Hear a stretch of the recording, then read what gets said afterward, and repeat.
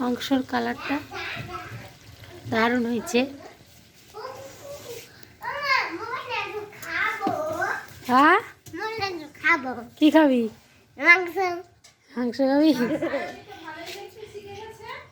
হ্যাঁ পারে, মোটামুটি পারে ভালোই।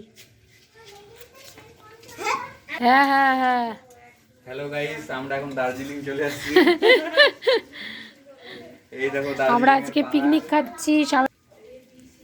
এই যে রান্না হচ্ছে, চিকেন রান্না হচ্ছে। তারপরে আমার বরের বন্ধু আসছে, এই যে।